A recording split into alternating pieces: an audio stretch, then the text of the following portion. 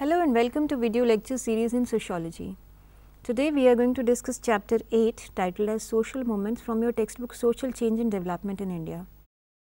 For understanding, we have divided this chapter into 6 parts. So far we have discussed about the definition and features of social movement, how social movements are decisive in bringing about change in society. We have talked about types of social movements, particularly new and old social movements, about civil society, theories of social movements and stages in the life of a social movements. We have also discussed examples of Chipko and tribal movements in the previous lectures. Today we are going to discuss about class and caste based and women's movement as examples of other types of movements. Now, being organized forms of collective actions, social movements intend to bring about or resist a kind of change in society. They are vehicles for social change. We have discussed both about Chipko and tribal movements and shown that how these movements were based on environment. Today we will discuss about the social movements that have attempted to change or challenge the existing social structure, norms or values, particularly the peasants and the caste based movements, working class movements and women's movements. Let us begin with peasants movements. Now, peasants movements or movements by peasants or agrarian struggles have been taking place since pre-colonial times. But initially these movements were local and disjointed in nature. They were confined to specific issues and to particular areas or regions only, such as Bengal revolt of 1859 against the indigo plantation and the Deccan riots of 1857 against moneylenders only. Interestingly, during colonialism, these movements became linked with the nationalist movement or the freedom struggle. Peasant movements under the leadership of Mahatma Gandhi were also seen as major events in the freedom struggle. The Bardoli Satyagraha in 1928 in Surat was a non-tax campaign. It was a part of nationwide Asahayog Andolan, that is non-cooperation movement.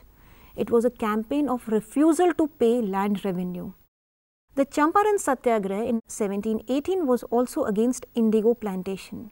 In the 1920s, few movements emerged against the forest policies of the British government and the local rulers. Between 1920 and 40, few peasant organizations emerged. The first one to emerge was called as Bihar Provincial Kisan Sabha, established in 1929, and the All India Kisan Sabha in 1936.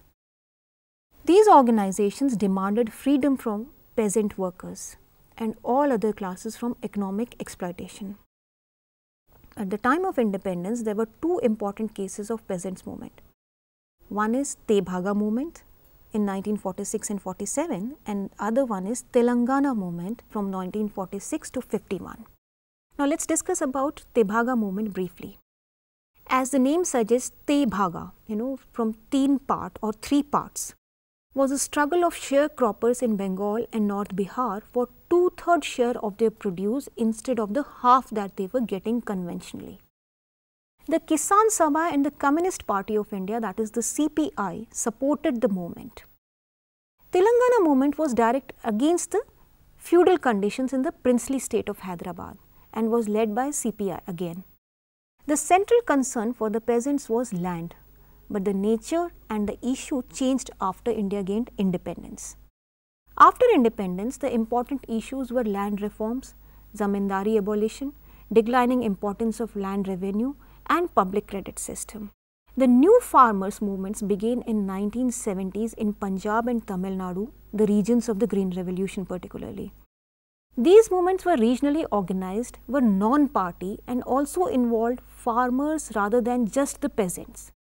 Now, these movements were anti-state and anti-urban.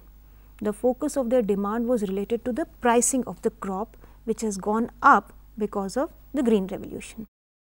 For example, procurement price of rice or for any other cereal for that matter, buying price of the crop, prices of agricultural inputs, taxation, subsidies, non-repayment of loans, etc. These were the concerns for the new farmers or peasants movement after independence. These people used new methods of agitation like road and railway blockages, not letting officials and leaders to enter the village. In some cases, the farmer movements have broadened their agenda and ideology to include environment and women's issues as well. Due to this, they have become part of the worldwide new social movements combining the old and the new movements. Now let us discuss about caste-based movements. Caste-based movements usually have a particular character. Most of these movements involve Dalits. If you look at the social movements of the Dalits, they are not just movements about economic exploitation or political oppression. What do we mean by a Dalit for that matter?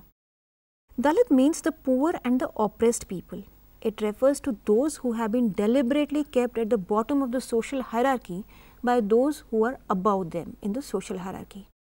This includes social, cultural, political and economic oppression of the people called as Dalits.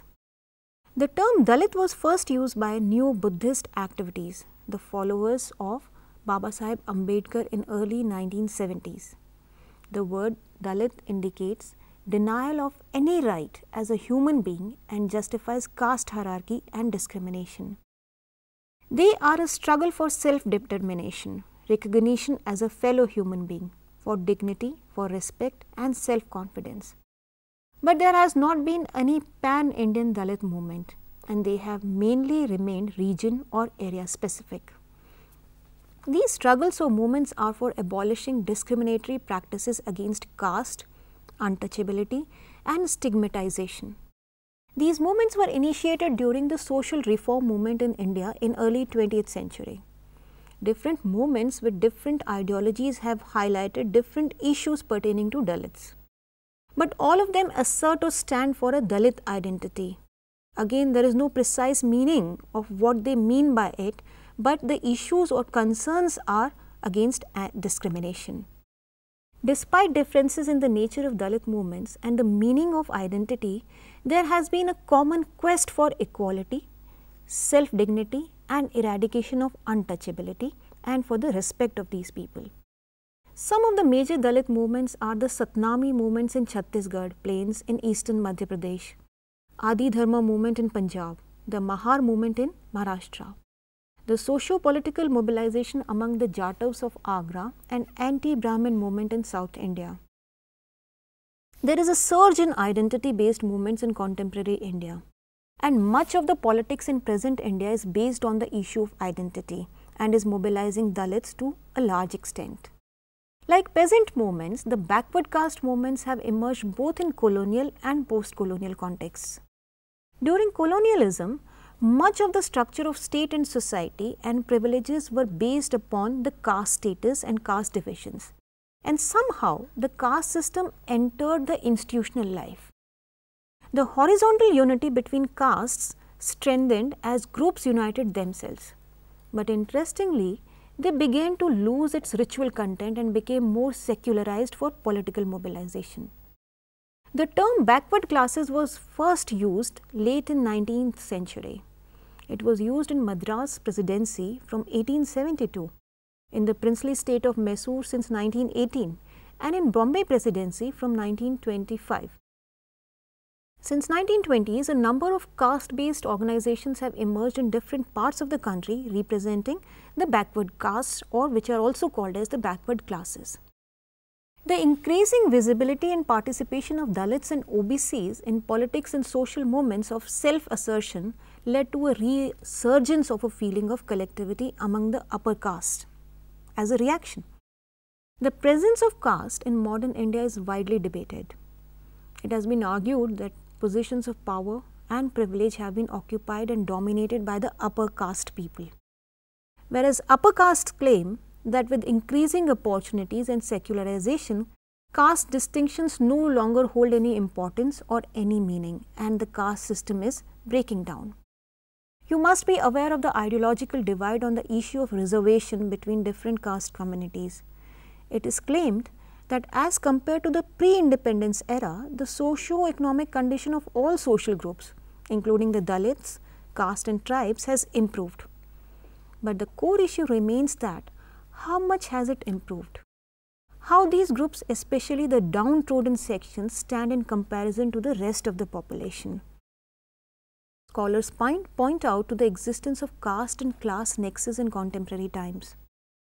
Although we also agree that in modern industrial and urban societies, a variety of occupations and professions are available for people belonging to any caste category. Even in villages, caste-based division of labor is not strictly followed and it's breaking down. But this does not change the social reality that is overwhelmingly majority of those in the position of power are belonging to upper caste. Like caste and peasant movements, worker movements also emerged in India during the colonial rule. As you know, industrialization began in India during the late 19th century. The business and trade was initially catering to the needs of the British government. Raw material was procured from India and finished goods were made in England. They were then back sold in the Indian market. The factories were established in the port cities of Madras, Calcutta, Bombay. Tea plantation was also developed in Assam. During earlier years of industrialization in India, the colonial government did not regulate the wages or working conditions of the worker. The labor was cheap and plenty here. But gradually, workers realized and started to think about their rights. The formal trade unions emerged late, but in the beginning there were some protests only. Workers were also drawn into the anti-colonial movement. Although the First World War led to the expansion of industries, but it also resulted in a great deal of misery of the workers world over. There was a sharp increase in the prices of commodities along with a massive food shortage. There were waves of strikes, particularly in the textile mills in Bombay. In just 2 months of September and October in the year 1970s, there were around 30 strikes by workers. Jute workers in Calcutta also went on strike. In Madras, the workers of Buckingham and Carnatic mills, called as Binney mills popularly, went on strike demanding increase in wages. Textile workers in Ahmedabad organized strike for 50% increase in wages. B.P. Wadia, a social worker and a member of Theosophical Society, established the first trade union in April 1918 in Madras. The same year, Mahatma Gandhi founded the Textile Labour Association. All India Trade Union Congress, called as AITUC, was established in Bombay in 1920. This was quite broad-based, involving diverse ideologies and challenged colonial government's apathy. As a result, the government passed Factories Act, reducing working hours to 10 hours per day and started formal registration of trade unions in India. By 1920, AITUC had 25,000 members with over 200 unions affiliated to it. Around independence, AITUC got split into two factions, with each faction aligning its interest with a major political party. AITUC was being controlled by the Communist, whereas INTUC, that is Indian National Trade Union Congress, by the Congress. Later, regional parties too started influencing or forming their unions representing workers' issues. During 1974, there was a major strike by railway workers. During the emergency from 1975 to 77, the government curbed all trade union activities. The workers' movement during the emergency was very much part of the general struggle for civil rights among people. But now, as globalization poses a new set of challenge, the nature of issues worker movements fight for also have changed. Along with civil liberties, new issues have come. What are these new issues? These new issues have become part of new movements which look for not just better wages, but also for better facilities and provisions at the workplace or in factories.